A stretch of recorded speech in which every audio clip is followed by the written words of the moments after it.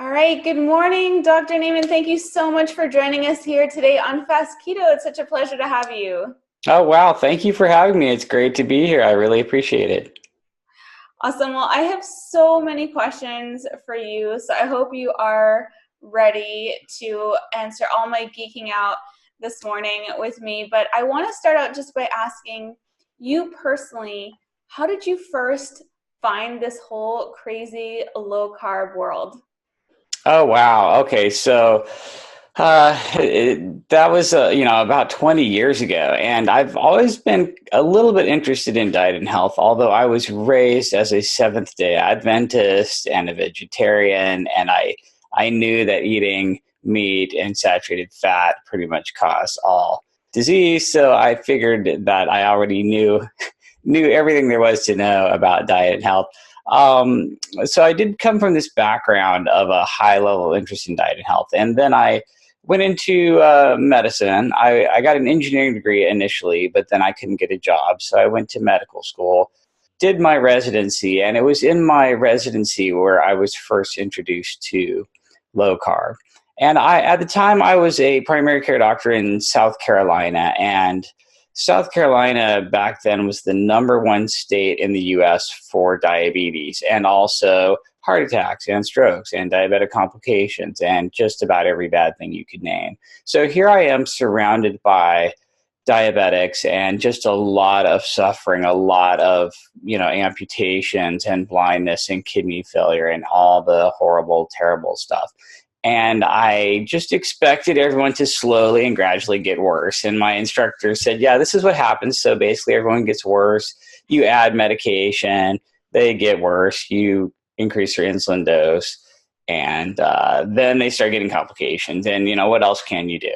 And so I was just kind of used to it. It was pretty terrible, but that's just the way it was.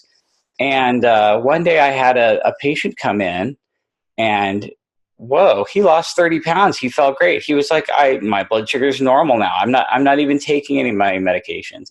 And I couldn't believe it. It just blew me away. And I said, how did you pull this off? You have to tell me so I can tell other patients to do the same thing. And he's like, oh, I just read this little Atkins book here. And he shows me a copy of Atkins, and he said, I just stopped eating carbs, and bam, I lost a whole bunch of weight and I feel awesome.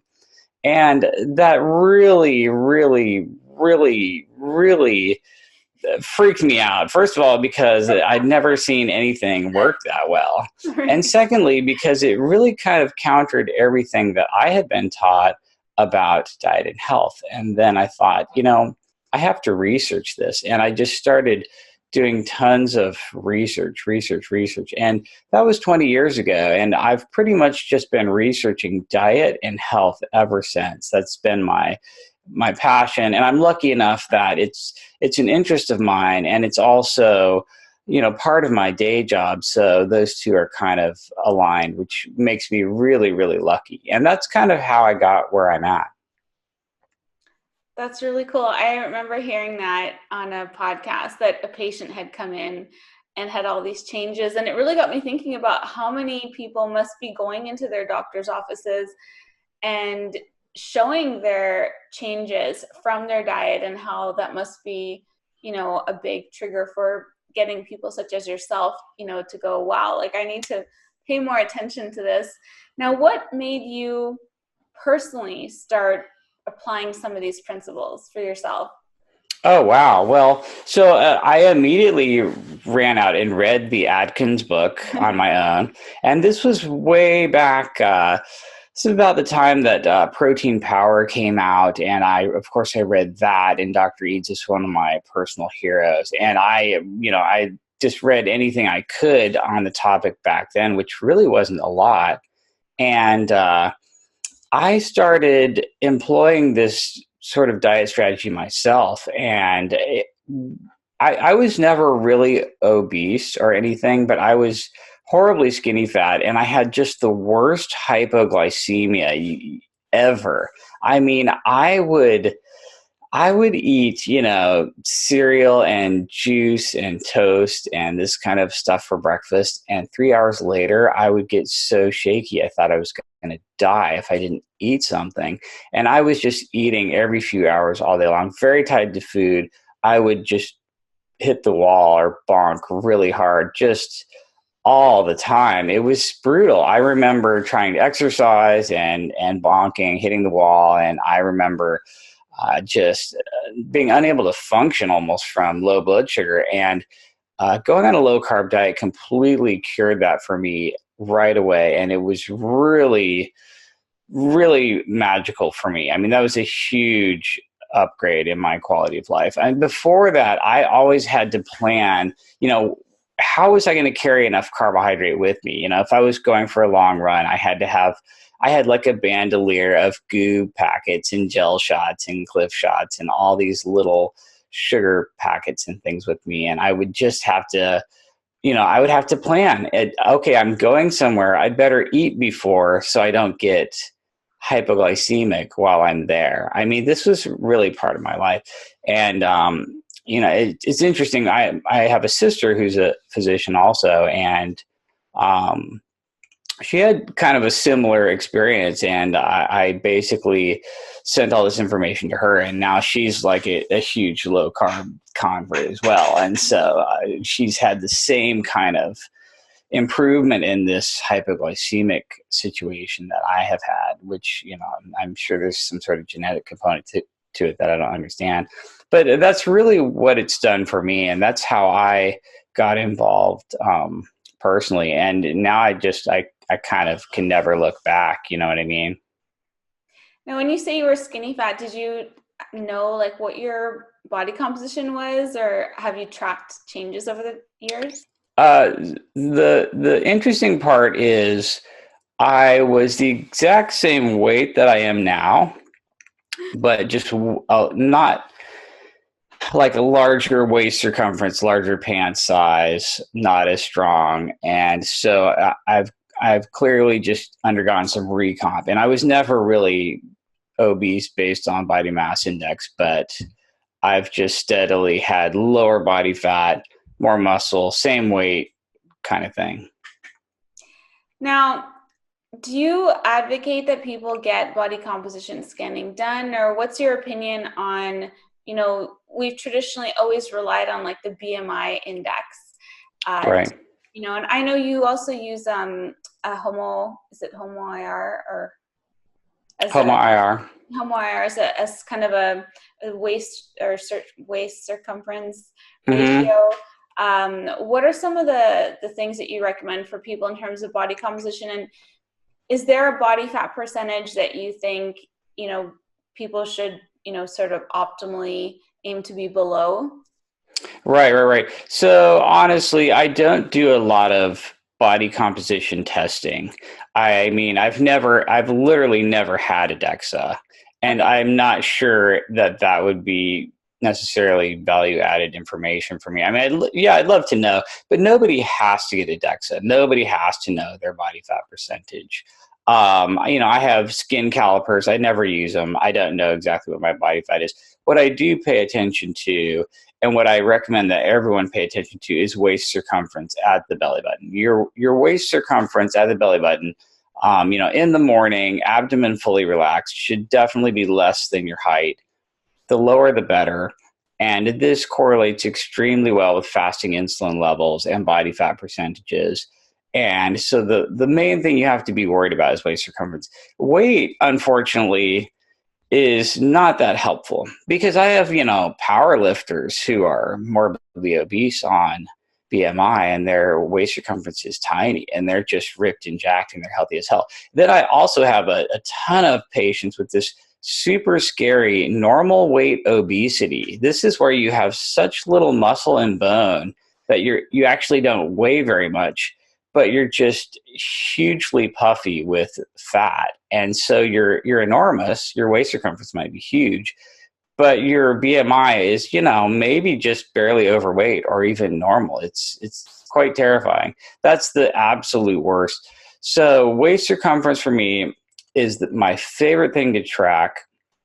It's, Totally, it's free. Basically, let's face it, it's free, it's easy, and I never tell people, oh, you need to be getting DEXA scans regularly, or bod pods, or you need to get hydrostatic weighing, or I never tell people to do any of this expensive, complicated body composition testing because it's just not helpful. I mean, you can know everything you need to know by just looking at yourself naked in the mirror. And, this is really all it takes. And so if your waist circumference is going down, you're winning at bottom line.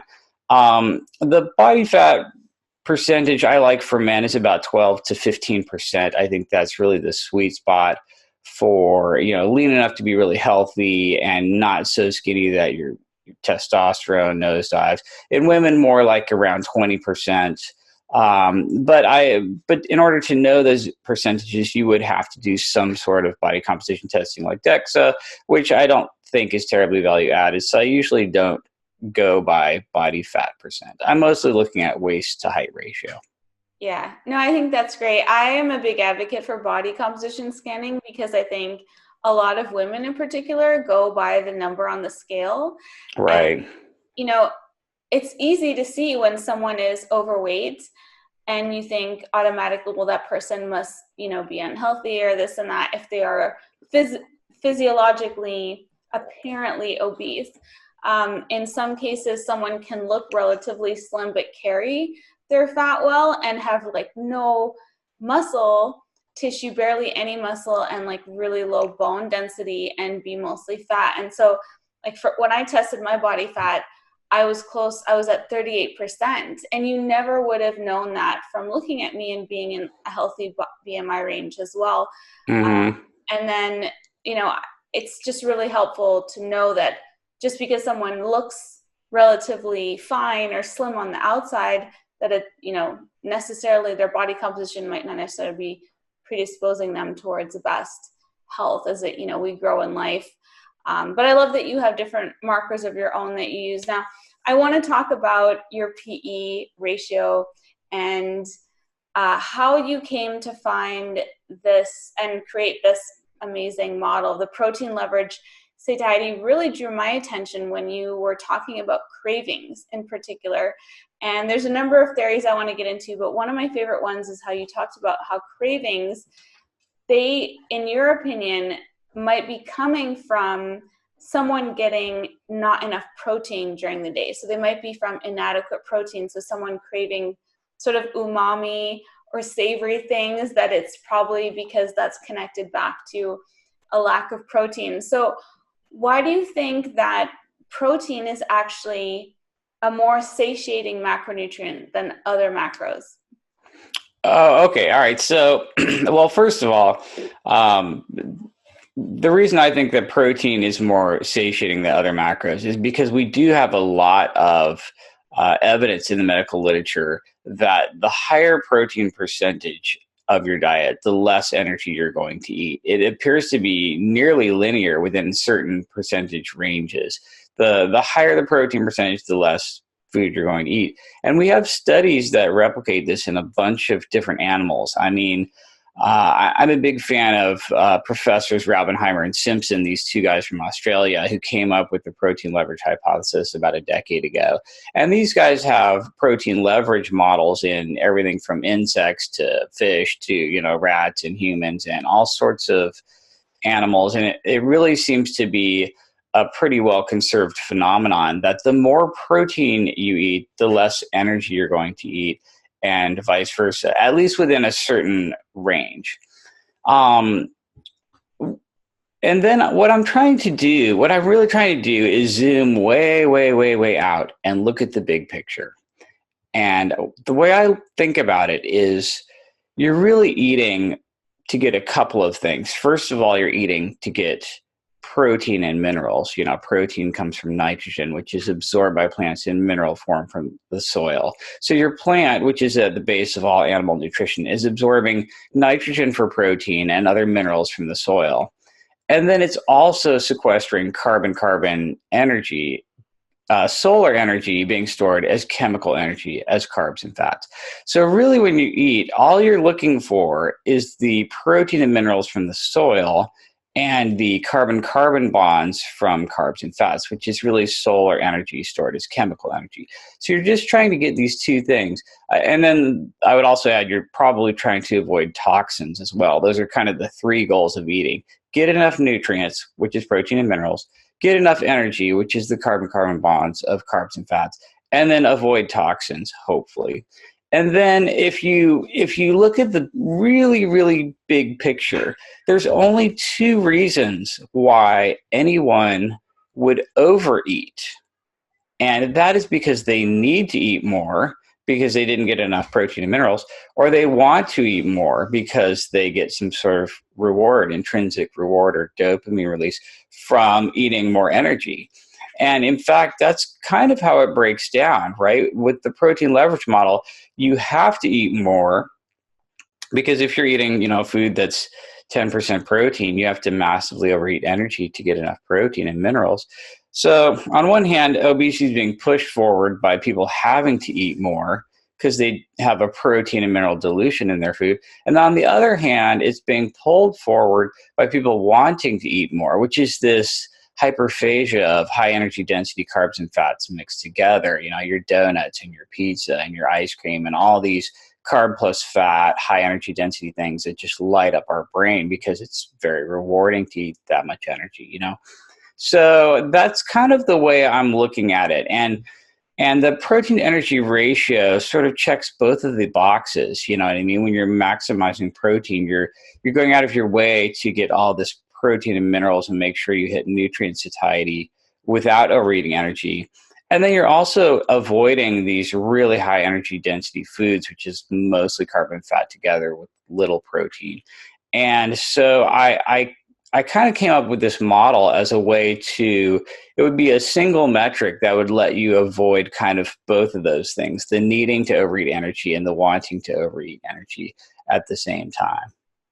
Right. So you saw these studies where, people would eat certain foods and then they would be able to go and add libitum, or they would go out and be able to eat as much as they wanted to.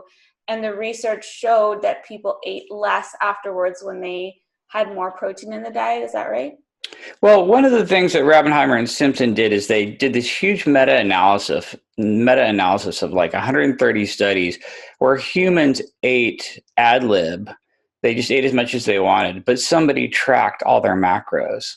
And then they went and graphed out how much energy they ate based on the protein percentage. And they had this extremely narrow line, this perfectly linear line of humans eating the same amount of protein over and over and over and over again, and then the amount of energy they ate going up or down by almost an order of magnitude based on whether it was low protein food or high protein food. In other words, it appears that you're just eating to get enough protein and then you stop eating. If you're eating an insanely high protein food, you're going to eat way less energy. And if you're eating an energy dilute food, you can eat the same amount of protein and you're going to massively overeat energy. And this seems to work in animal models as well. There's this level of protein, very low-ish, where omnivore mammals just will overeat the hell out of that stuff, mostly because they have to. It's a little bit of a U-shaped curve, though. At extremely high protein intakes, energy intakes very low. At 50% protein diet, every omnivore animal is eating very, very little energy. But then the flip side is also true. If you can get your protein way, way down to about 5%, you see this U-shaped curve where you also don't eat very much and you don't weigh very much and you get really, really thin. And this is your 30 bananas a day vegan YouTuber. This is your fruitarian. These people have the lowest weights of all. You can actually get the very, very lightest. I'm not going to say the thinnest, but you're going to get the lightest on an ultra low protein diet because your body, you kind of just stop eating because your body realizes how protein dilute your environment is. And what ends up happening is you're very, very thin, but at a low lean mass. You have very low muscle and bone, and the weight of your organs is lower, including your brain. And it's probably not the best way to go, but it also works. So I do want people to know that this protein to energy thing, if you go to extremely low protein, if you can get your protein down to about 5%, it starts going the other way. And you also get very light with very low fat mass, but also very low lean mass. And that happens to be the protein percentage of fruit, for example. So, yeah. I was a raw fruitarian at one point, so I get that. Why do you think that this phenomenon happens where protein gets to that percentage level and then this energy burning accelerates? Oh, I don't know, but there's plenty of discussion about this phenomenon in the medical literature, where if your protein gets very, very low, organisms just seem to shut off eating, and they just assume, oh wow, the environment is so poor in protein that we're just going to not even bother eating. And I don't know exactly what the mechanism for that is, but it's a pretty well known phenomenon. We've seen that, in the medical literature for a long time, and I'm very interested in any study I can get a hold of that documents this phenomenon. But it's a thing. I don't know how it works or why, and we just have to assume. What's that? It sounds like some kind of survival mechanism. Right. Yeah.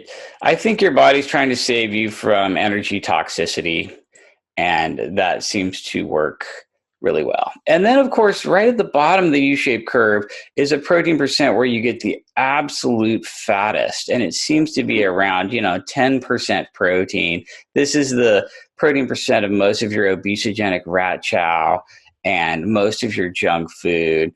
And the standard American diet is maybe 2 or 3 percentage points higher than that, just barely. But we're almost at peak obesity macros.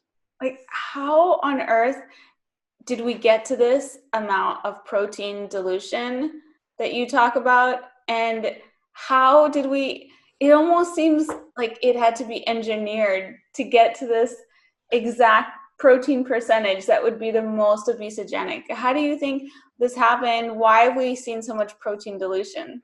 It actually makes sense. I think it was inevitable that we end up here. I think we've designed this perfectly, because the way humans work, humans, we have to use technology to feed ourselves, right? We're not that good at anything. If you look at the animal kingdom, we kind of suck at a lot of stuff, right? We don't have teeth and claws. We can't outrun a bunch of animals. We can't outclimb them. We can't digest cellulose. We can't dig up tubers. We've got no specialized teeth or claws or anything. We're just sort of like these hairless chimpanzees that are kind of smart, right? But what we do have is the ability to think and plan and make tools and use our hands and throw weapons. And so what we've done is we've used technology to feed ourselves all the way along. So we invented weapons so we could throw them and kill animals. And then we invented stone tools so we could, crack open bones and eat bone marrow, and crack open skulls and eat brains and eat all these higher energy foods. And we were constantly looking for more energy to add to our high protein diet. Because if it's the middle of the winter and you kill an animal that's also starving for energy and you eat it, you're going to get a ton of protein, but not much energy. So we're always looking for more energy, right? We would, eat honey. We would, dig up tubers. We're looking for energy, and this is what we've always been short on from an evolutionary perspective. So what we did is we used technology. We invented agriculture. We're like, we're just going to grow all this stuff, and then we're going to try to maximize the energy yield. So now you've got hybridized corn that has, so much carbon bonds in it. Sorry, that's my dog. Now we've got this, like corn that has so much carbon energy in it. It's this ridiculously high energy food. And we've used technology to max out the energy yield. And we've done the same thing with animal agriculture, right? We've, Oh, sorry. my, my dog is Throw your dog a bone. my dog's causing problems. So we've basically done this with all of our agriculture. We've tried to max out the energy yield of animal foods by fattening them up as possible. We've tried to max out the energy yield of plants. When it comes to plants, we go for the highest energy parts of the plants, the nuts, the seeds, the roots, the tubers, the fruit. And we're trying to get the most energy in all of this stuff that we possibly can, because we just love that. That's what we've always wanted. And we just go higher and higher and higher in energy yield with everything. We grow the highest energy plant foods. Then we only take the part of the plant with the most energy in it. Then we process and refine that. Then we add a couple of these energy sources together. And then the next thing you know, you're just eating, something that's just nothing but sugar, flour, and oil, and has almost no protein or minerals, but it has this metric ton of energy in it. And this is it was inevitable that we just end up there using technology every step of the way to get higher and higher energy yields. It's almost like we got too smart for our own selves. Like Yep. we're evolving backwards because we created all this technology and convenience, and yet we somehow outsmarted ourselves in the process. Exactly. We knew what we wanted, and by God, we got there. We did it. We've arrived.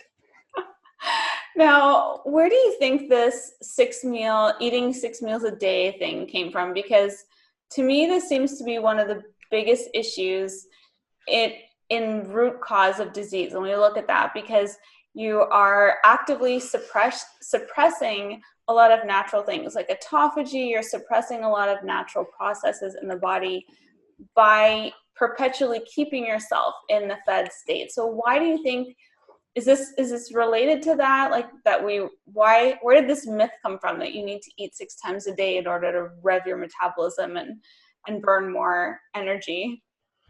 Right. Well, okay. So from a strictly protein to energy point of view, you would think that it wouldn't matter whether your energy came from carbs or fats.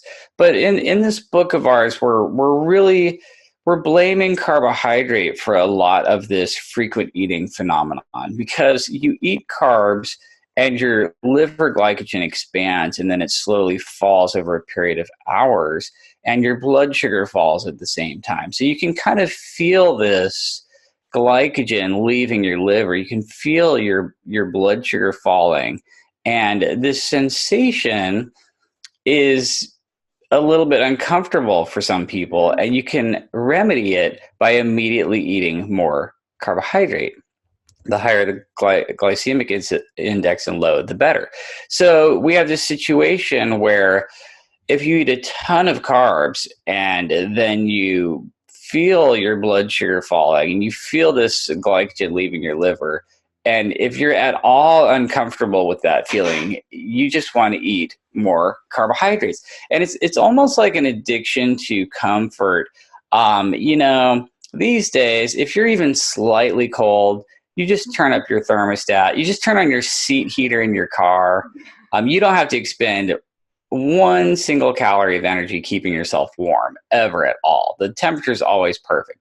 You're sitting down 100% of the time. You're driving through the drive-through. You can control the temperature with a tiny little knob. It's the same addiction to comfort and inability to get out of your comfort zone that just keeps you eating carbs, 8 times a day, because you feel your glycogen and blood sugar dropping a little bit. But oh wait, you've got a granola bar right there. You know what I mean? You've got a prepackaged snack. Within all of us have prepackaged carbs. With a shelf life of 100 years within a foot of us at all times. Like we're never ever without that stuff. So you get to the point where you're just really kind of glucose dependent, because while nobody ever has to eat any carbohydrate, when you go without carbs, you have to make your own glucose from scratch in your liver. And it's a little bit of work. It's not that bad, but it's like taking the stairs, and nobody's going to do that. So making your own glucose is like taking the stairs or doing some sort of metabolic exercise. And if you just don't want to be uncomfortable in the slightest, you just eat all your glucose all day long and keep yourself topped up. And that's why we're really throwing carbs under the bus in this book. Now, although I have to say, we're not super dogmatic anti-carb.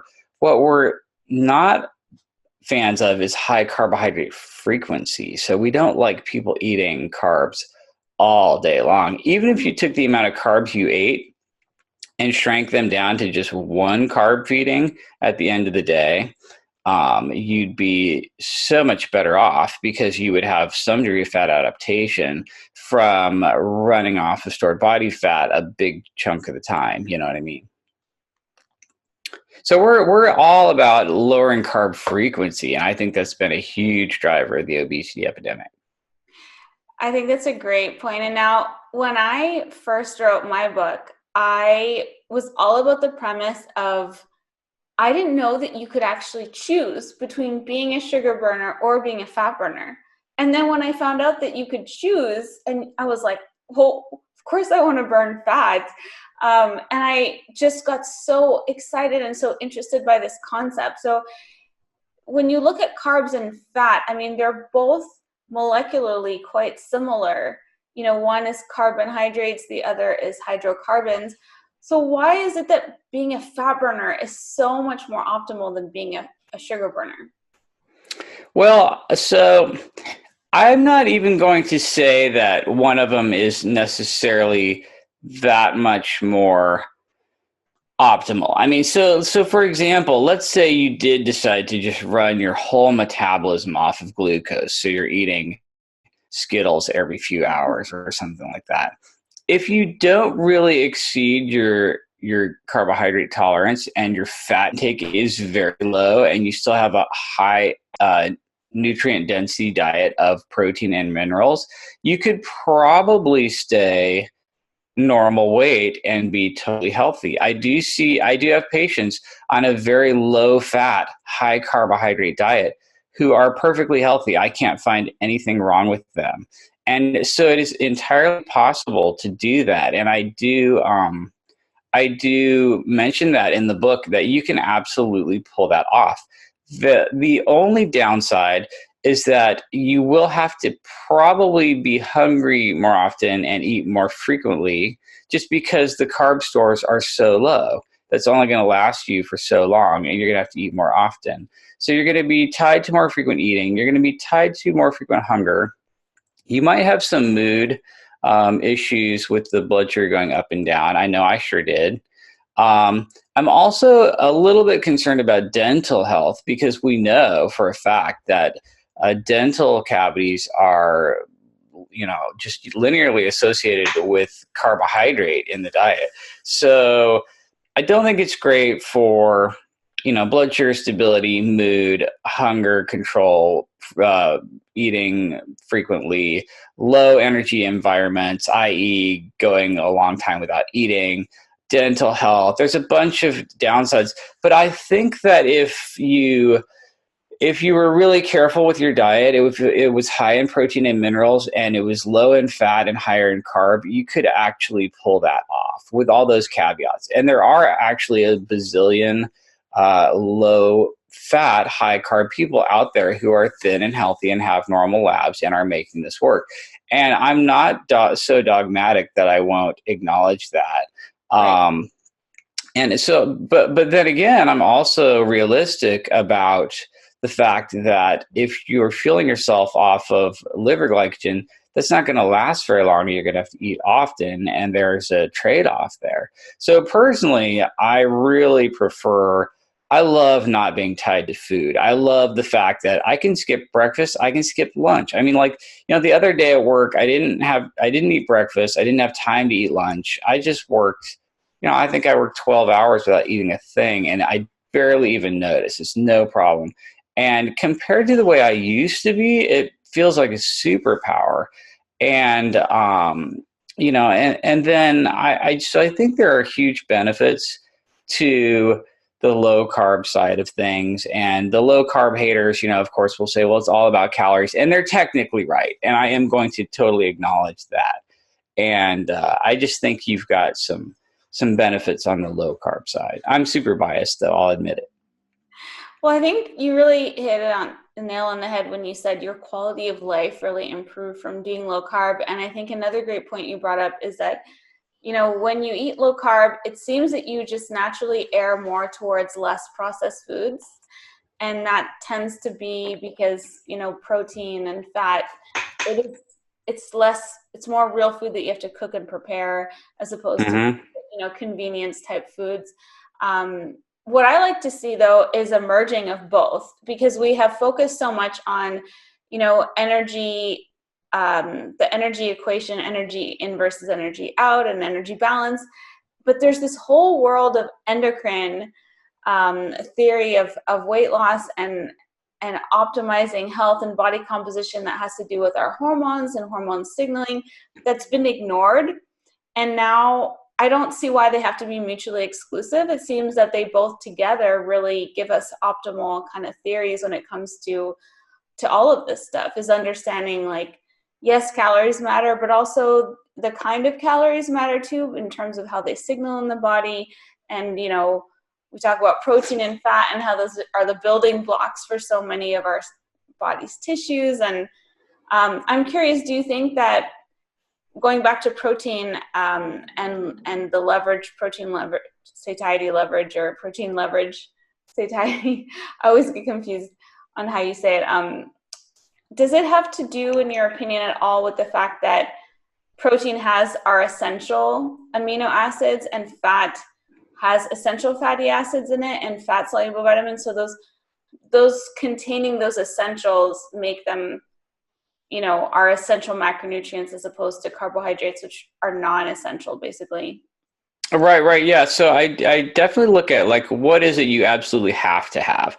So your biggest requirement, well, you do have to have some energy. Okay, that's non-negotiable for sure.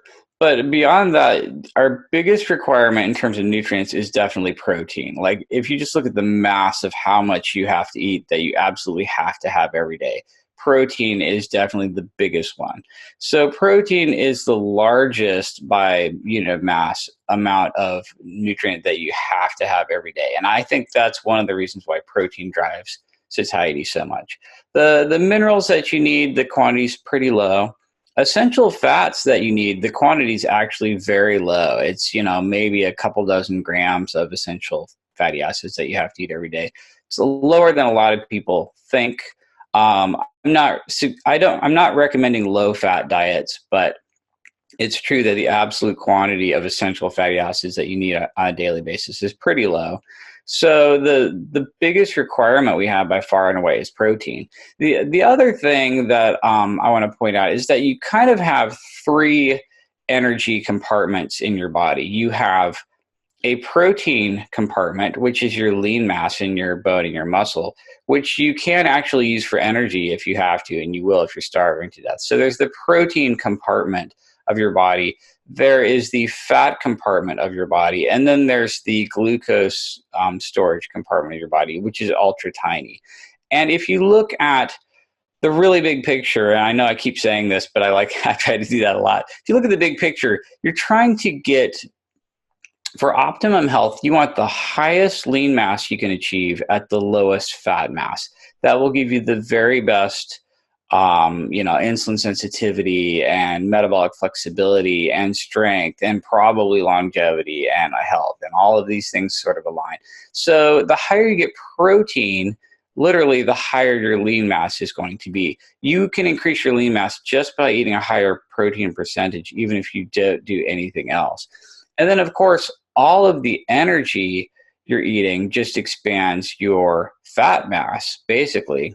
So that's one more reason why the protein to energy ratio kind of checks all the boxes. You know what I mean? You're trying to get the highest lean mass at the lowest fat mass. So you're eating the most protein at the lowest energy. And then to sort of answer your question, yes, I definitely think that protein gives you the most satiety because it's our largest absolute requirement in terms of nutrients on a daily basis. Right. Now, what do you take into account protein turnover at all? You know, when I was, you know, studying biochemistry and sports medicine, I saw that there were there's quite a bit of protein turnover. Mm-hmm. I've seen figures as high as 300 to 14 grams per day. So Mm-hmm. do you take that into account at all? Well, yeah, everyone's turning over hundreds of grams of protein a day. And I know that you can get by without eating protein for a really, really long time. You know, we have these reports of people fasting for super long periods of time and not eating any protein. The question is whether that's optimal. You know Right. what I mean? That's possible, but it's not. I don't know that that's optimal. I don't think we have any evidence that that is optimal. So the really, really, really low protein diets scare me, whether they're keto low protein diets or the raw fruitarian low protein diets. On either side, I'm scared by these diets. I think that's probably a bad idea. Yeah. So yeah, I think that the other thing about protein turnover is the people who need the most protein are in the worst metabolic shape. Like type 2 diabetics just chew through tons of protein. These people have a higher protein requirement than the rest of us. In fact, like if you look at some young, lean, healthy, ripped bodybuilder with great insulin sensitivity, that person actually has the lowest protein requirement. You know, they might be able to get by with 90 grams of protein a day. But your obese, diabetic, type 2 diabetic person is actually going to have a higher protein requirement. And interestingly enough, on a practical level, they probably have to eat more protein to get satiety as well. And that might be for a really good reason. So that's just one more reason for these people to target the hell out of protein. So I want to cry when I see some people in poor metabolic health who are trying to shave back their protein grams just because something blah blah blah insulin or glucose. I'm going to eat less protein. It makes me want to cry. It's just terrible. Right. They're afraid of signaling mTOR or getting an insulin spike. Now, related to that, what do you think is the optimal amount of protein for someone to be sort of targeting, if protein is the goal every day? Right. So I like to target roughly a gram per pound of desired body weight or ideal body weight or reference body weight or what you should weigh for your height.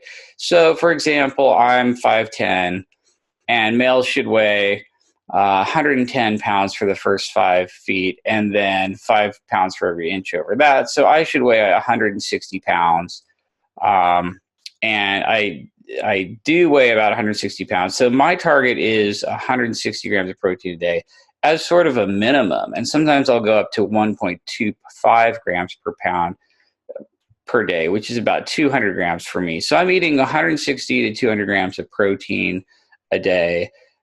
And I think that's a really good target for most people. And that's my advice to pretty much everyone I see is to target a gram per pound of desired or ideal body weight. For women, you should weigh 100 pounds for the first 5 feet and then 5 pounds for every additional inch over that. So if you're 5'4", you should weigh 120 pounds, for example. So you target 120 grams of protein minimum, maybe a little bit over that.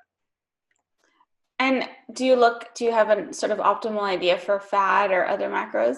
Yeah. So I think if you're in a very low carb diet and you're at maintenance, you'd probably eat equal grams of protein and fat.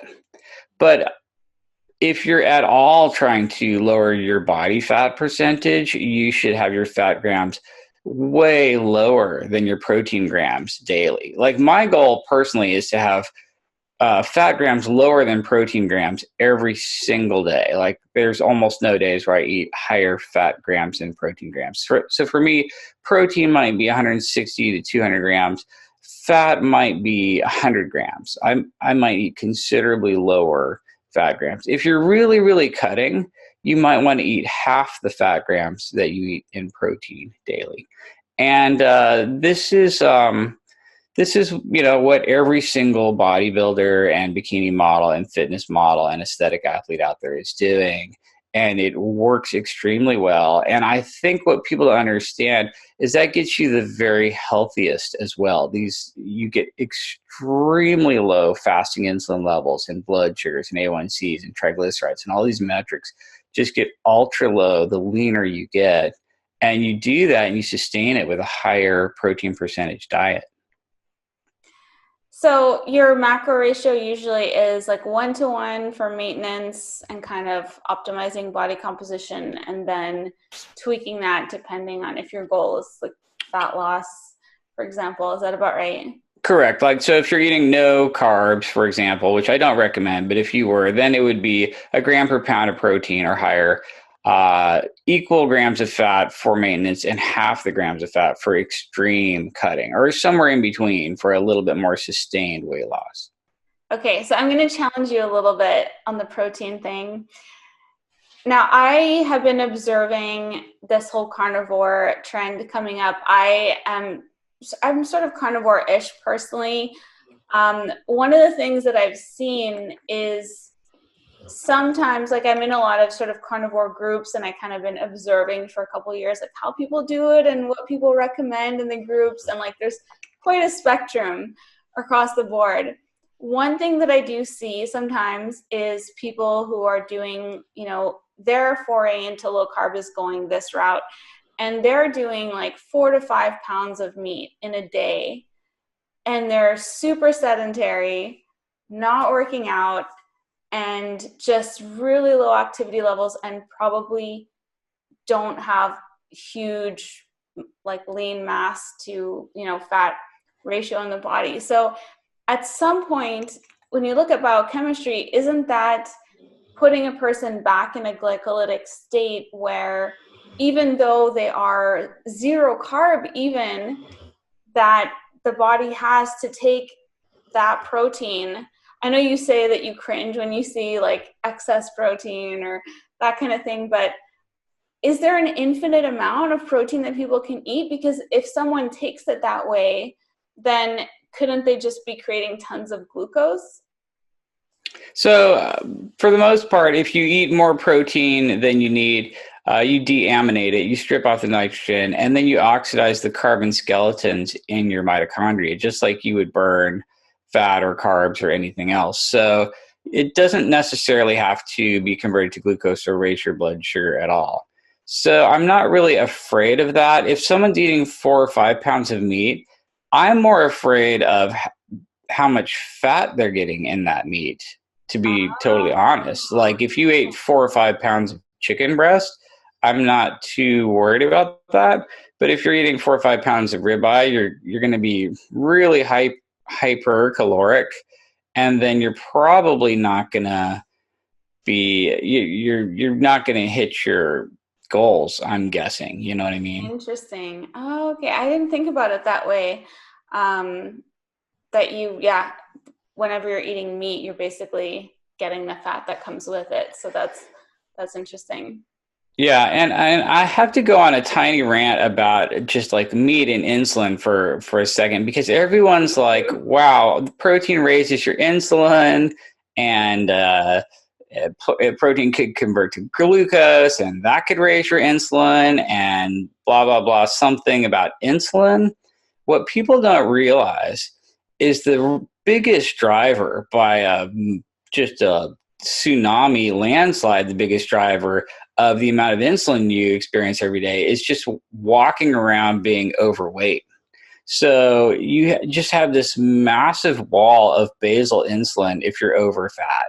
And anything you do with your diet doesn't even matter. It's a drop in the bucket compared to just being too fat. So like, if I'm 20 pounds overweight and it's all abdominal, and my waist circumference is way higher than it should be, my fasting insulin might be 5 or a 10 or a 20 or a 30 or 40, 50, 60. I see 70, 80, 90 fasting insulin level. After I eat, it could go up to several hundreds, and you're just awash in insulin. Anything that makes you thinner is going to cut your insulin exposure way, way, way, way, way down. I mean, usually my fasting insulin level's a 1. Yeah, mine And too. I was gonna say, how do you get perfect. 60?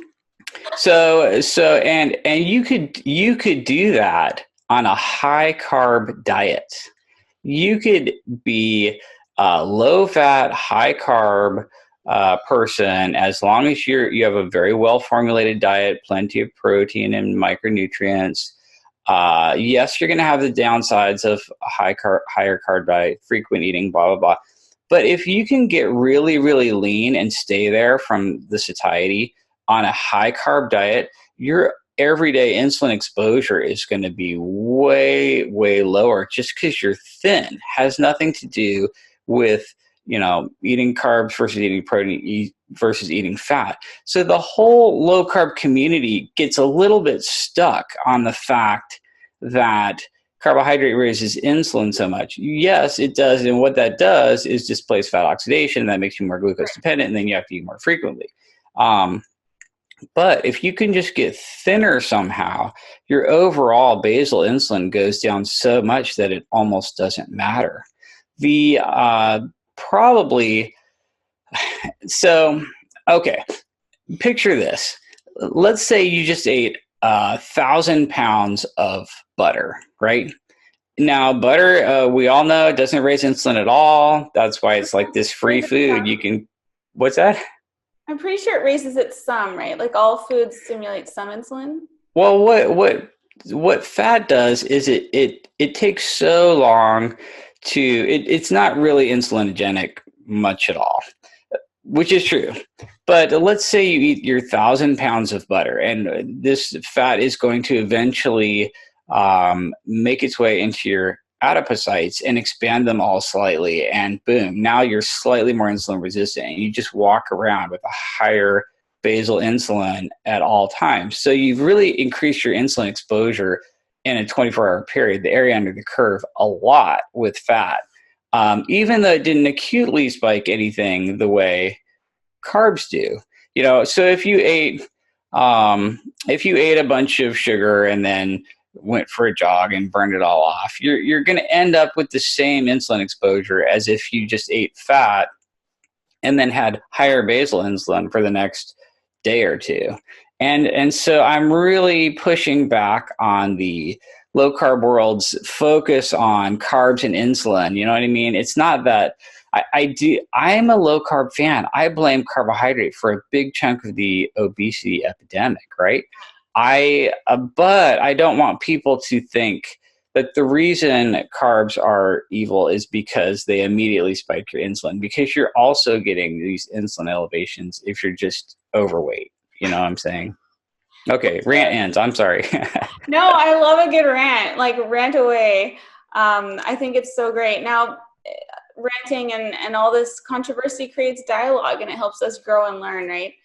And speaking of that, of controversial statements, there are doctors out there, doctors like Dr. Ron Rosedale, who are very big advocates of keeping protein low. And they say it's because too much protein signals mTOR, and you're actually better off doing high carb than high protein, because at the end of the day, your body's going to have to sequester that nitrogen and deal with it. And it's so toxic, it has to go to the liver and all this. What's your opinion when you hear statements like that?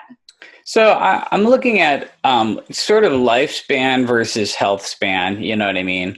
So the theory is that you might be able to extend your lifespan with protein restriction. Of course, there's no data at all in humans or really any higher organisms to support this in the slightest. So we don't have evidence for this in humans at all. It's all theoretical. Protein restriction will give you lower lean mass. You will have less strength, you'll have less bone density, you'll have less muscle mass. And we have so much epidemiological data that the stronger you are, the longer you're going to live. The more muscle mass you have, the longer you're going to live. You really want the most lean mass you can get, and you're on your low protein restricted diet, you're not going to have a lot of lean mass. And I think that's going to lower your health span. And even if nobody's going to live over 120. We're just not going to see that in the next couple generations. I really don't think so. And even if somebody pulled it off, the quality of life of those extra years is going to be, basically worthless. So I'm all about the health span. Let's just try to maximize that, right? And there's zero evidence that protein restriction is going to increase health span. And there's quite a bit of evidence that protein restriction will worsen health span. So I'm not buying it. I mean, I love Dr. Rosedale. Like, this guy's awesome. Yeah. I have his book. I love Rosedale. I love the dialogue. I love thinking about all this stuff. But somebody's going to have to show me at least a little bit of evidence that protein restriction improves health span in humans. And so far, I haven't seen it. So what is your take on the debate between the protein and fat ratios? Just my last question on that. When you see certain protocols that are, like the paleomedicine protocol is very popular for a certain percentage of the population that they focus in on, and they have a ratio of 2-to-1 fat to protein. So what's your opinion on that? Well, part of it is it's a little bit artificial looking at absolute protein to energy ratios because it all depends on your activity level, right? Like if I'm training for a marathon and I'm running, 10 miles a day, my protein to energy ratio is going to be less than, I'm going to eat more than 2 grams of fat to every 1 gram of protein. I might eat 3-to-1 or 4-to-1. I might get my protein energy ratio down to the standard American diet if I'm expending enough energy with exercise and activity. So some of it's kind of artificial. If your energy expenditure is super high, your protein to energy ratio could be anywhere. And that's why the PE ratio, I never really look at absolutes. It's just where are you at and where do you want to be and what should you do to your protein to energy ratio to get there. So for example, if you're on the paleomedicine, 2 grams of fat to every 1 gram protein, but you're over fat, there's too much fat in your body, okay, I would suggest raising your PE ratio to some degree. Maybe try a 1-to-1 or just anything that's even slightly higher. Just trade out some of your fat grams for protein grams to see if increasing it will make you thinner. You know what I'm saying? Yeah. So I don't really like to look at absolutes like, oh, everyone should eat 2-to-1 or 1-to-1 or 1-to-2 or any of those because it doesn't really matter. It all depends on your activity level, where you're at. The only thing I'm saying is if you're not where you want to be, maybe you should aim a little higher on a PE ratio. Right. And I just don't see how anybody can necessarily argue with that. So, but I acknowledge the fact that there are a lot of people out there who found that they have higher satiety on higher fat grams. And guess what? So do I. The more fat I eat, the more satiety I have. I don't know if that's going to get me the leanest. And so when I see somebody getting extremely lean and extremely low insulin levels on these on a diet by just dumping in way more fat, okay, then I'll start being really interested in what's going on there. Excellent. Now, what's your opinion on nose to tail and eating organ meats? So I love nose to tail. In the book, I have this sort of joke of a diagram about the amoeba diet, where you're just basically engulfing entire organisms in their entirety, entire animals and entire plants. And I think when you ingest an entire other living organism, you get the absolute best macros and micros, and that's the way to go. So I love eating an entire other organism. Personally, I do that with eggs and fish and seafood and shellfish rather than organ meats. Like, for example, I've never eaten beef, liver, or kidney, or any of these organs in my entire life. Like, never once. I've literally never even had a liver. Out. Yes. So I'm pulling it off, I think, with eggs and fish and shellfish. But I do love the nose to tail idea, and I think attempting to do that is good. And who knows, I might be even way better off if I did eat liver. So I'm very open-minded to the fact that it's probably awesome. I'm just not doing it. So I don't want to be a hypocrite. No, I totally get that. I'm like, I just love organ meats. liver pate, beef heart, chicken hearts. Like I find it so delicious. Mm-hmm. Feel amazing. But I love just your emphasis on veganism. And you can do that, like you said, with eggs, with, caviar, with fish roe, with oysters. There's so many other Mm-hmm. things you can do that with. One thing that I wanted to ask you about is nutrient extraction, because I've heard people say that it's higher from raw foods, and yet I've also heard you say that it's higher when food is cooked, and that's sort of what has precipitated our evolution. And is cooking food and making, is that because the nutrients are more available? I think for the most part, cooking food is a good way to increase the bioavailability of most nutrients and also get rid of a lot of toxins. So you're going to kill parasites and you're going to denature some plant toxins. And so I think just overall on the whole, cooking gives you a little bit more good and a little bit less bad. And that's why I think humans are cuisinivores, which we process and cook our food intentionally, once again using technology to maximize the nutrient yield and minimize the toxin load. And so I'm a big fan of cooking. I like cooked. I think overall cooking is better than not cooking. I do think that on an individual like vitamin basis, you will see some vitamins actually getting denatured by the cooking process. So if you just strictly measure the folate in your raw spinach versus your cooked spinach, it's actually going to maybe go down a little bit. So on a nutrient by nutrient basis, cooking might actually make some of them lower. But if you just on balance look at all foods on the whole, I think cooking is net positive. So, sometimes I'll eat some things raw here and there, but for the most part, I'm cooking everything.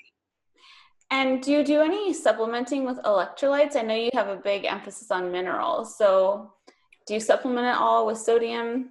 Nope, never. So like I've never, ever, ever, ever taken magnesium or calcium or potassium or made myself drink salt water. I never bother with any of that crap. And I know that it's probably good and some people benefit from it. And I'm just here to say you don't have to do that, right? Part of my whole approach is like minimum effective dose of exercise and just the what can you get by with and part of that for me is, okay, can I pull this off without any supplements or micromanaging electrolytes? And the answer is absolutely yes. Nobody on earth has to be taking a potassium supplement. Nobody on earth has to be making themselves drink more salt. You just don't have to do those things. And in the interests of keeping it as just absolutely simple as possible, I just salt my food to taste and move on. So you do supplement with salt? Right. Yes, I do. I have a salt. I do use salt, and I'm super fussy. I like, kosher salt. And so I guess that's technically a supplement. Now, I love how much you emphasize the minimum effective dose, especially when it comes to exercise. And I love how you emphasize calisthenics. So do you talk about that?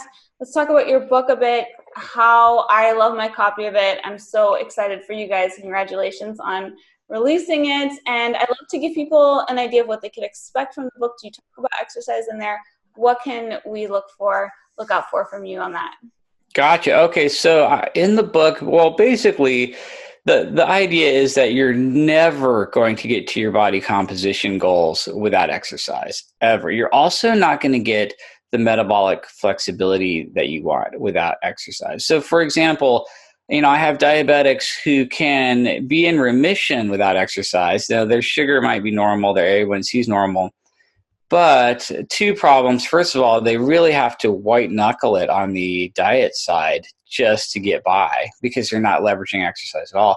And secondly, if they eat a bunch of carbs, their blood sugar just goes through the roof. So they're really not metabolically flexible and they're really not quote unquote cured. And you can kind of only do that by having more muscle mass and depleting glycogen in your muscles regularly.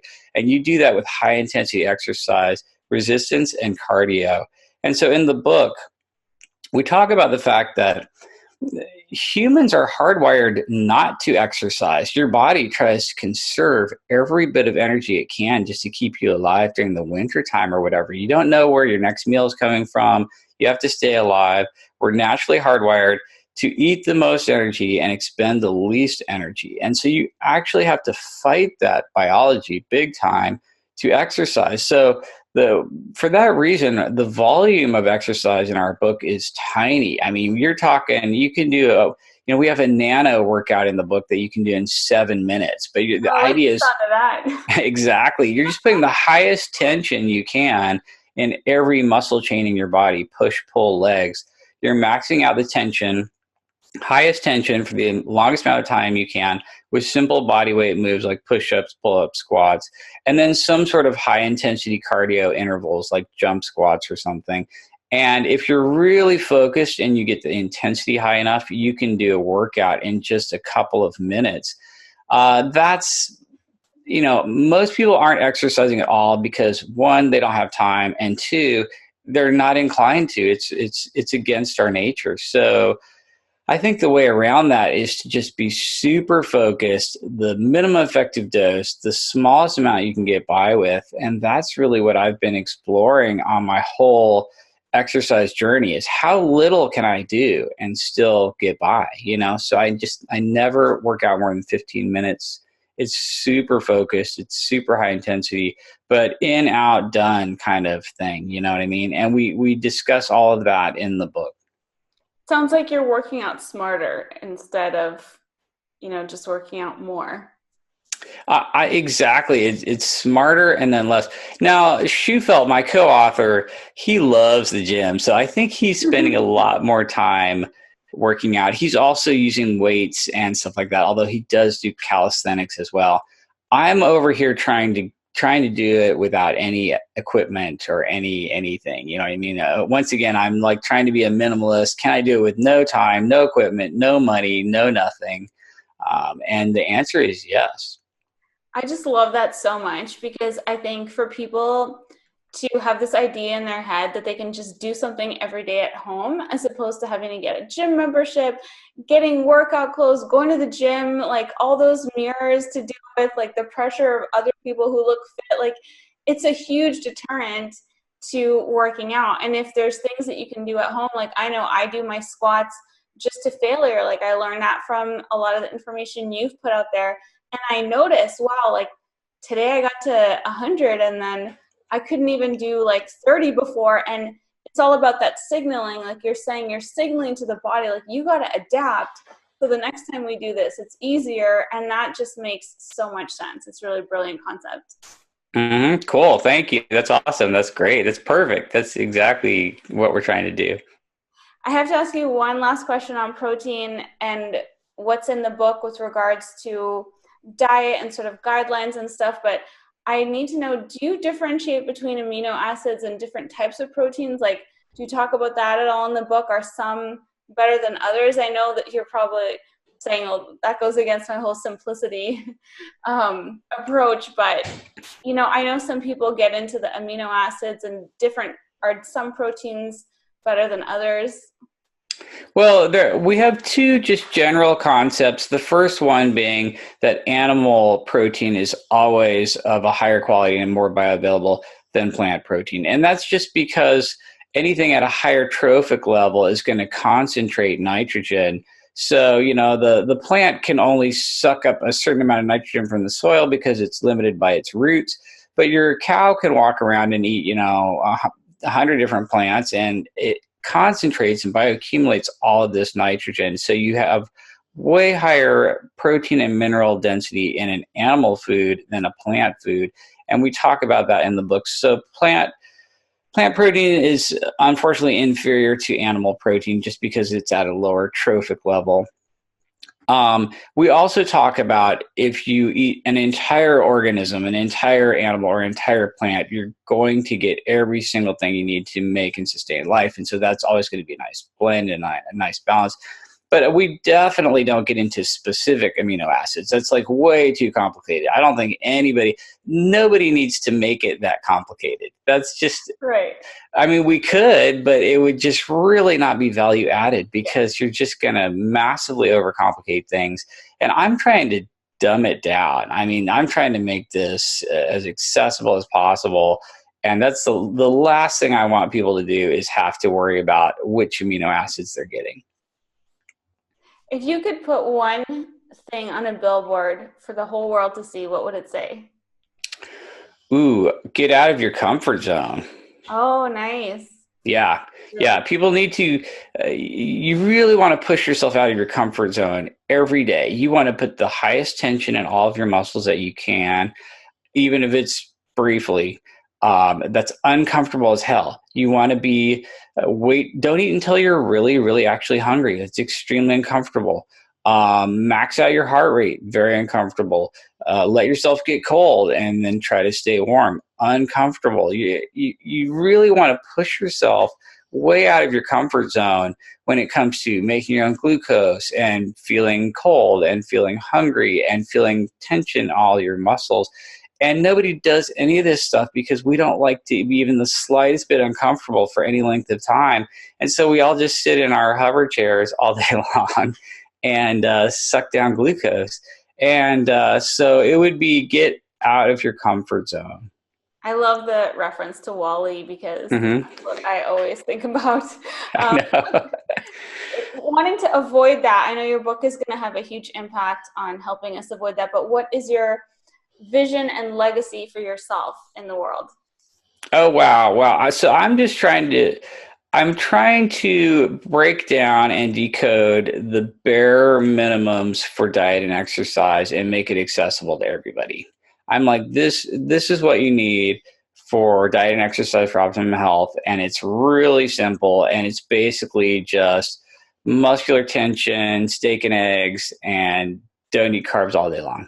And I could have fit the whole book on one page. In fact, in there, we did fit the whole book on one page. And that's what I'm trying to do, is just make it so simple. Awesome. Well, your book is amazing. I am so excited to share the link here. Where can people follow you and find more from you and find the book? Okay. All right. Well, the book is at thepediet.com. That's PE as in protein energy, thepediet.com. And it's also on iBooks and Kindle. And you can check me out. I'm on Twitter at Ted Naiman. I have a website and a Facebook group called Burn Fat, Not Sugar. And probably the best way to interact with me is on Twitter, but I'm on all the socials, Instagram, and that kind of thing. Awesome. Well, thank you so much for being here with us today, Dr. Naiman. I really, really appreciate your time, all your knowledge and expertise, and just for all the amazing free information and resources that you put out there for people. It really is making a big difference. Oh, well, thank you so much. And I love your podcast. I love what you're doing. So stay awesome. Thank you.